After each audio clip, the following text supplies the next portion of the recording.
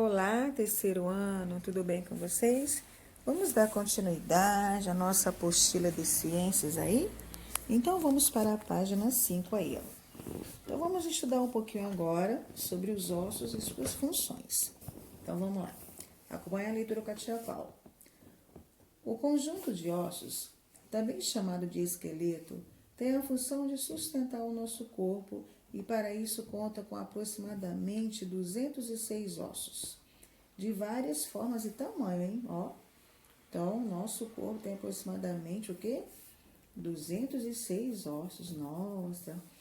O maior osso do corpo humano é chamado de fêmur, tá bom? Terceiro, o maior é o fêmur. O osso da coxa, né? E o menor é o estribo, tá? Então, o fêmur é o osso da coxa, que ele é o maior do nosso corpo. E o menor é o estribo. Onde é que fica esse estribo? É um ossículo localizado no ouvido, gente. Que bacana! Além de sustentar o corpo e participar dos movimentos, os ossos protegem os órgãos vitais contra os impactos e algumas ainda produzem componentes do sangue.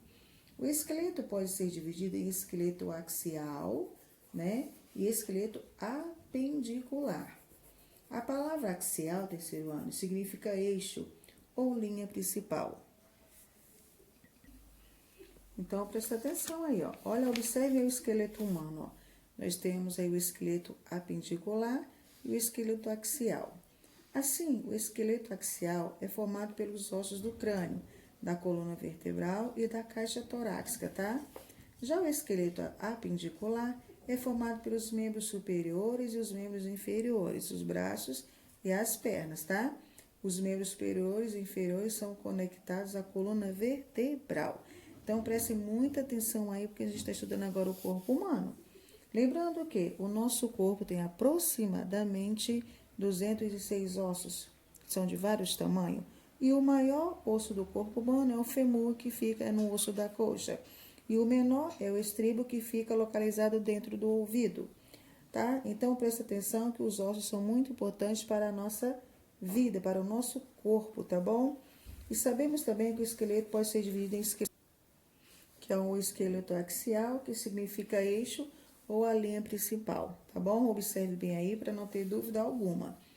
Então, o nosso corpo, o esqueleto apendicular, é composto pelos membros inferiores e superiores, e o nosso esqueleto axial, né? Prestem atenção, que ele é formado pelo crânio, é a nossa coluna vertebral, tá? Então, observe bem aí para não ter dúvida alguma.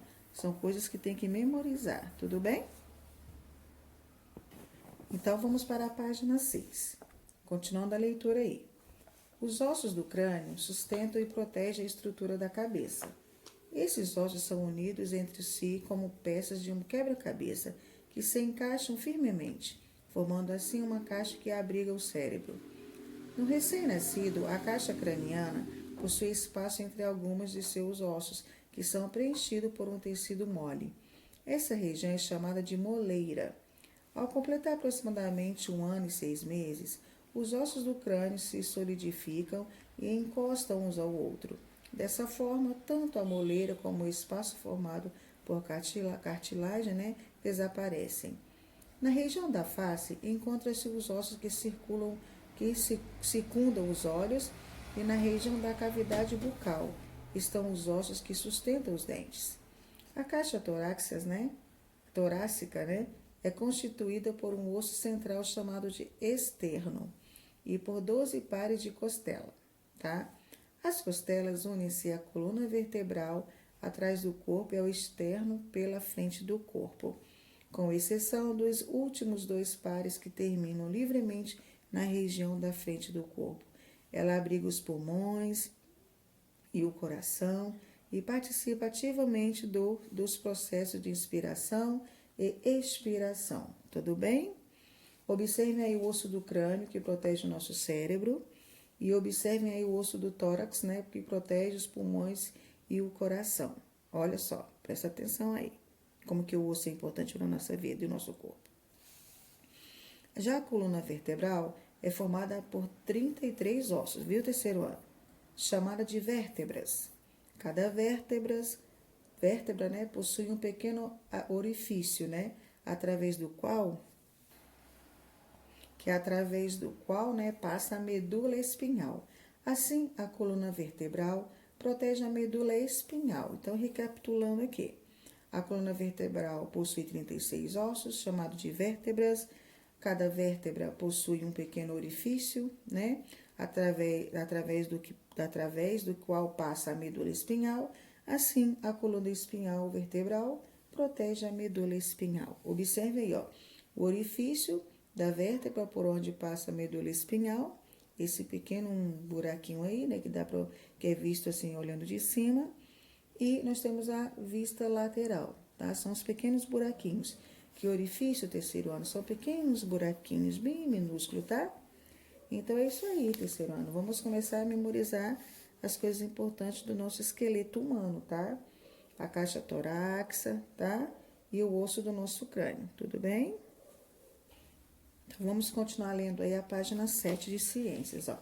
Para suportar o peso do corpo, os ossos precisam ser altamente resistentes e por isso apresentam em sua composição sais de cálcio e de fósforo, que são obtidos através da nossa alimentação. Quando estes sais estão deficientes em nossos ossos, podem ocorrer doenças relacionadas aos ossos. A famosa osteoporose, por exemplo, é uma doença em que os ossos se tornam enfraquecidos devido à diminuição de sais de cálcio e fósforo, tá bom, terceiro ano?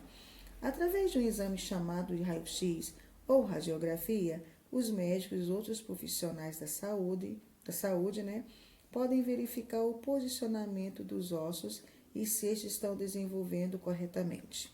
Isso aqui é um raio-x, é que o médico observa, ó. Os ossos de uma pessoa com osteoporose, ó, à esquerda, e a de uma pessoa saudável à direita. Olha só que diferença, os buraquinhos, né? Os ossos vão ficando muito frágeis pelo jeito. Esse exame também pode examinar uma fratura, quando quebramos o braço ou a perna, como por exemplo, né, no dentista também utilizam radiografia odontológica para ver melhor como está a estrutura e o posicionamento dos dentes. Então, é através desse exame raio-x, né, também conhecido como radiografia, que os médicos conseguem identificar qualquer fratura, né, quando a pessoa é acidentada, ou quando está com a deficiência de cálcio e fósforo no organismo, tá? Então, é o raio-x. Antigamente chamavam de chapa, sabia? Pois é.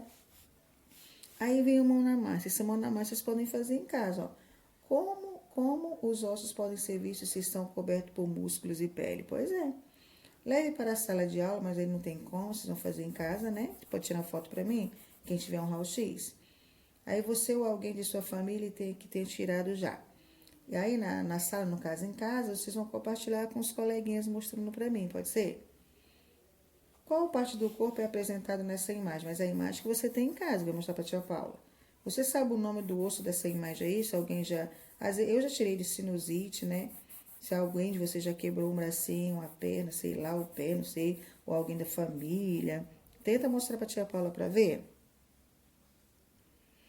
Aí, né, se apresentou alguma fratura ou não, e qual o motivo do médico solicitar o raio-x? Por que alguém da sua família foi lá?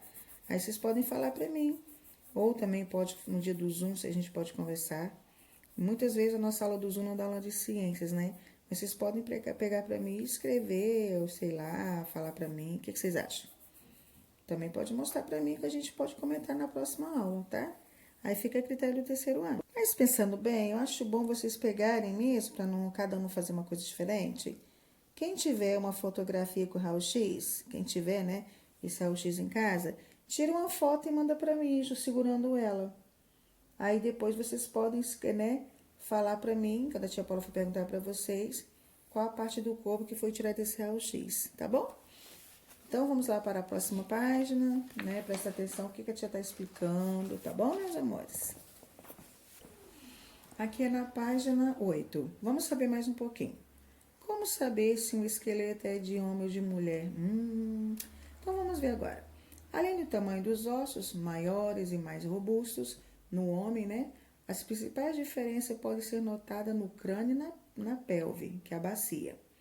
Os ossos cranianos do homem têm saliências e a sua fronte é achatada, enquanto o crânio da mulher é mais liso e a fronte reta.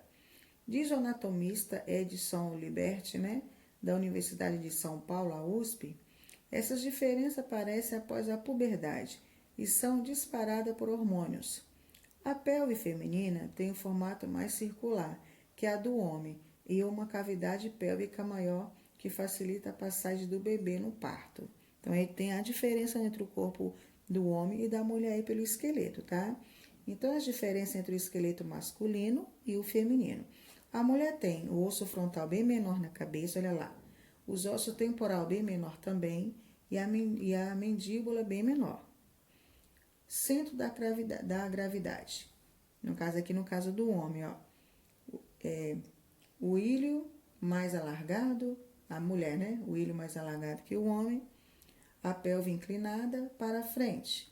A entrada pélvica da mulher é maior e mais arredondada. Os ossos longos são mais curtos e o ângulo aumentado entre o fêmur e o quadril. Por isso que a mulher tem a coxa mais grossa, tá vendo por quê? Então, é mais para vocês conhecerem aí, terceirão, a diferença entre o esqueleto feminino e o esqueleto masculino. O masculino é para o macho, que é o homem, e o feminino, que é para a fêmea, que é para a mulher. Então, há diferença aí, tá bom? O que a mulher tem e o que o homem tem. Tá bom, terceiro ano? Presta atenção, porque isso um dia a tia Paula perguntar. Há diferença entre o esqueleto, né, masculino para o feminino? Sim, vocês podem observar que tem, tá bom, meus amores? Então, vamos praticar um pouquinho aí na página 9, ó. O exercício já está até resolvido, ó. Cada estrutura do nosso corpo tem uma função importante. No caso dos ossos, qual é a função do osso? Bom, nós sabemos que o osso possui a função de sustentar o nosso corpo, né? De proteção para alguns órgãos, como no cérebro, o coração e os pulmões, e na produção de células do sangue. Além disso, os ossos e os músculos e as articulações permitem que possamos movimentar. Então, a função do osso no nosso corpo humano é fundamental para tudo isso aí. Aí, em vez de exercício de fixação que vocês vão fazer em casa, olha só a imagem ao lado. As costelas formam a caixa torácica, né? Que é responsável por proteger quais os órgãos vitais. Qual que está aí dentro aí dessa caixinha?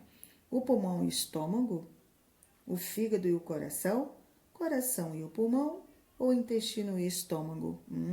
Tia Paula falou lá atrás que essa caixinha protege dois órgãos muito importantes para a nossa vida. Viu o número 3. Para andar de moto, né, e para alguns esportes radicais, é obrigatório o uso do capacete, com certeza. Tá, mas por que isso, hein, tia? Bom, letra A. Que conjunto de ossos, né, é protegido pelo capacete? O que eu tenho na minha cabeça? Eu tenho um osso e tenho o que? Crânio, né? Quase a resposta. Quais os órgãos ficam situados nessa região? Dentro da minha cabeça, o quê? Qual que é, terceiro ano? Dentro dessa cabecinha aí tem alguns órgãos, né? Quais são esses órgãos? Que é durinho aí. O que tem dentro dele? Eu não posso falar a resposta, né? Mas é assim, vocês sabem que nós estamos estudando, né? A parte do corpo humano, do osso, o que tem dentro da nossa cabeça, tá bom? Terceiro ano, respondam e na próxima aula vamos corrigir. Beijão!